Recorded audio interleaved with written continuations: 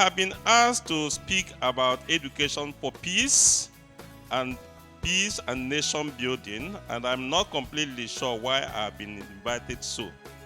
But my hunch is that not only that I'm a vice chancellor of a university, Veritas University, which accommodates all ethnic groups and religious beliefs, in line with the vision of our founding fathers, the Catholic Bishops' Conference of Nigeria, we accommodate all faith and ethnic groups. I will also want from the onset to acknowledge my inadequacies in presenting this, because I don't think I am the most qualified to make these presentations in this context. But for the rest of these papers, I have, of course, here the papers. I've also, I've just simply summarized the current global and national and community context. The context of violence everywhere, insecurity everywhere. I'm not going to pursue this line of thought here in terms of the presentation.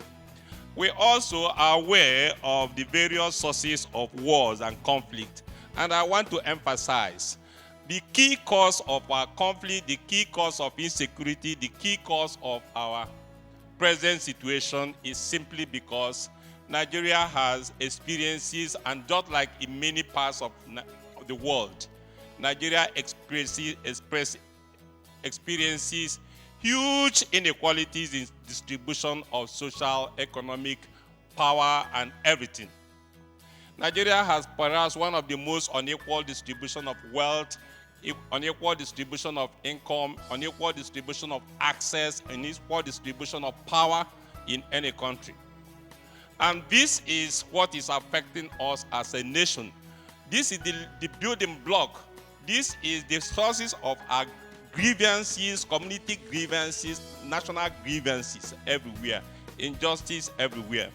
So I think this also will be, I will rest this here and rather go to what I regard as the role of education, and which is what I've been asked to talk about.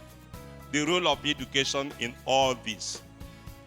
Education is perhaps the most powerful instrument not only for human progress and abolition of poverty, but also for achieving equality in any society.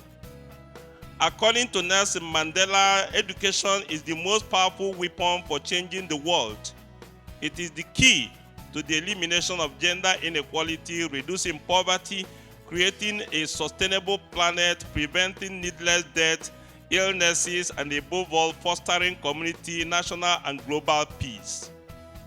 Furthermore, in an increasingly knowledge-based economy, education remains the currency for achieving economic competitiveness and national prosperity and peace.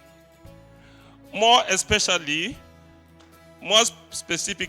education for the girl child. And I want to say again, inequality pervades every aspect of our lives. And part of it is the denial of access, in many cases, in many communities, of education for the girl child. So, and this is a major issue for us. Gender inequality, reducing poverty, creating a sustainable planet, preventing needless deaths. All these are resulting from large inequalities in our society. True education fosters competencies that are important for global citizenship, including critical thinking, collaboration with others, respect for diversity, understanding of human connectedness. It also opens the window to understanding other views, other religions, other cultures, and other social systems, while at the same time questioning our own dogmatic standpoints, prejudice, and fanatical beliefs. Now, I want to say, this is the kind of educational paradigm that is clearly underlined and enunciated and propagated by the Catholic social teachings, which emphasize the concept of human dignity, common solidarity, equality of all human beings before God, the right of individuals to fully participate in society, the social protection of the poor and the vulnerable members of society, and the idea of our common solidarity and common good. The Catholic social teachings are anchored in the belief that all men and women are created in the image of God. It is these ideas that over time inspired the United Nations Universal Declaration on Human Rights.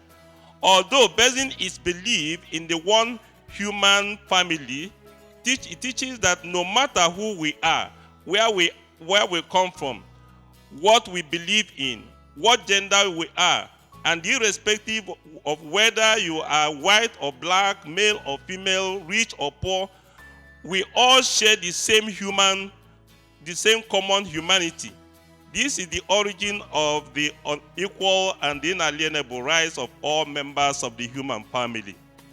These fundamental principles are also found in the Quran, which clearly states, and I quote, "We have bestowed dignity on the progeny of Adam and conferred on them special favors above all." Now, this passage clearly emphasizes that everyone, man, woman, child, has right to life and to live a worthy life of dignity and respect because they are human, regardless of their race, religion, gender, and economic status.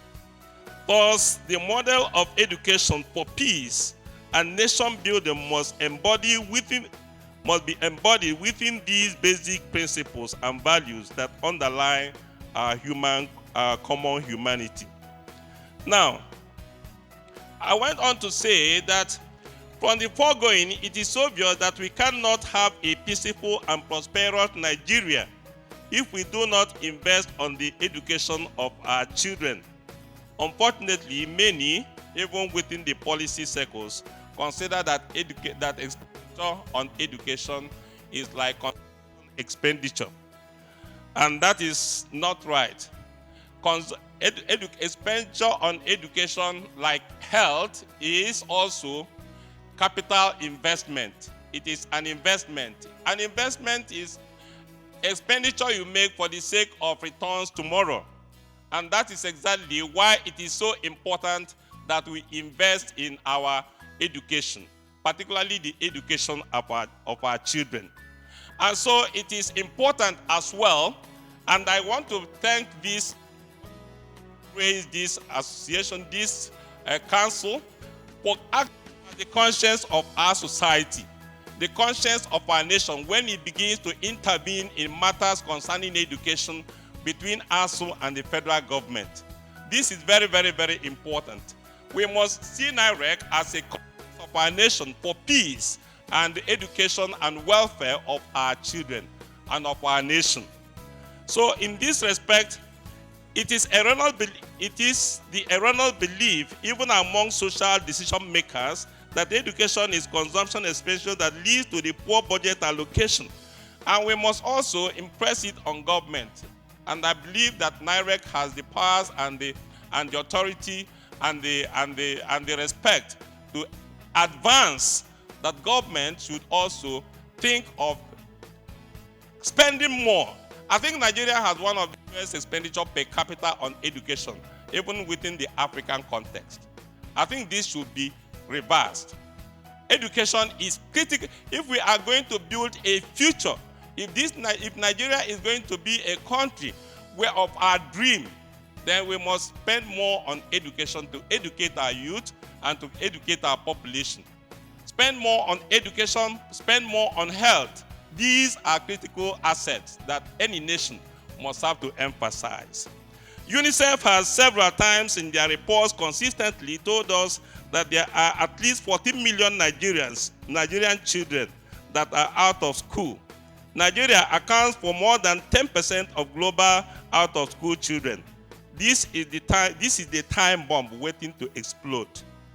As we sit today to dialogue for peace and complain about the insecurity in our country, tomorrow may be worse as the army of out-of-school children increases unless we invest on education.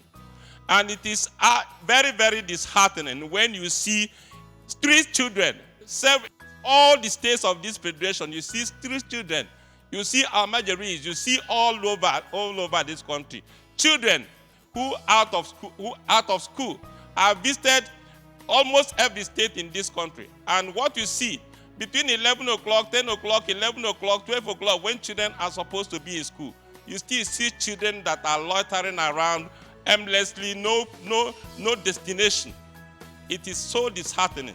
And I think Nirec has got a lot to do in intervening in this kind of situation. Particularly, it's not just federal government we are talking about.